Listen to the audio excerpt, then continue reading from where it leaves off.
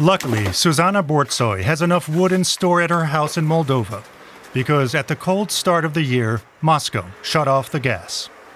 The people in Zuzana's village of Varnitsa and many other villages along the border with the Russian-controlled separatist region of Transnistria are freezing.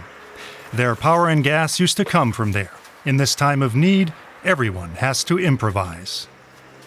The wood stove is very important now that it's winter. They've turned off the gas and there's no light, so we have to cook on the stove. The Moldovan lives in a house with 6 children and her brother's family. Most of them are at school now. Her husband works in the Czech Republic.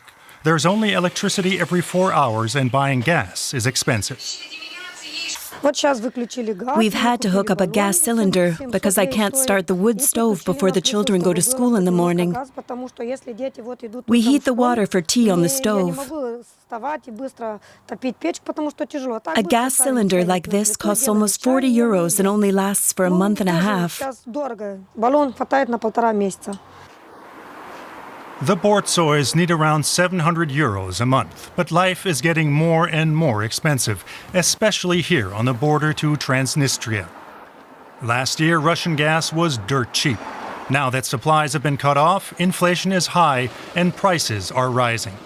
Many in Varnitsa blame not Moscow, but Moldova's EU-friendly government. President Sandu came here and the lights came on. Then she left again without a word to the people. Everyone is cold. They want to sleep. It's warmer on the street than at school. It's just a temporary problem. It'll all be fine. Russia cannot leave us hanging.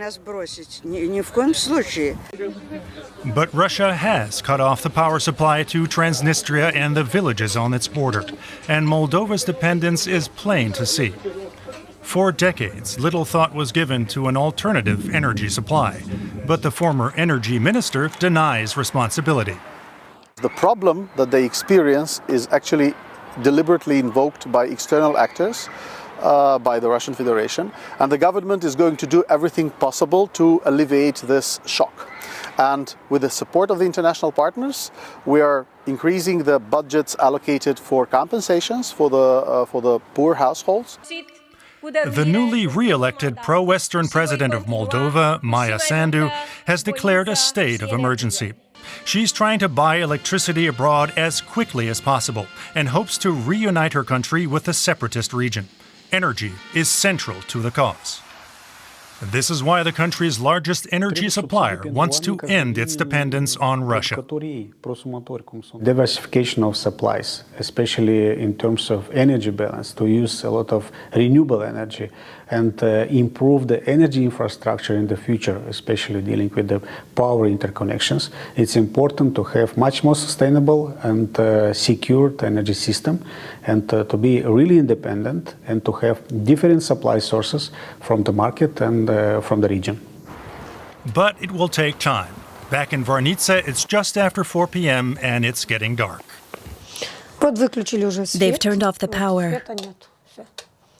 It won't come on again until about 9 p.m. Until then, we have to use our flashlights. Zuzana steps outside to call a friend in neighboring Transnistria. She knows the situation there is even worse. What are you doing for light?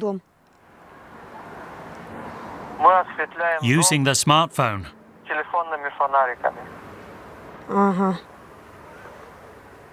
And what's it like for the kids when it's dark? Like we're back in the Stone Age. Only a few people are on the streets in Varnitsa. Zuzana's children will be home soon. Time to make dinner. I think they'll come to an agreement. We'll have gas and electricity again. We'll be able to live normally again.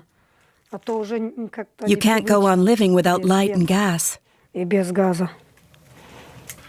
With her husband away and 6 children to raise, Zuzana keeps up hope and makes the best of it.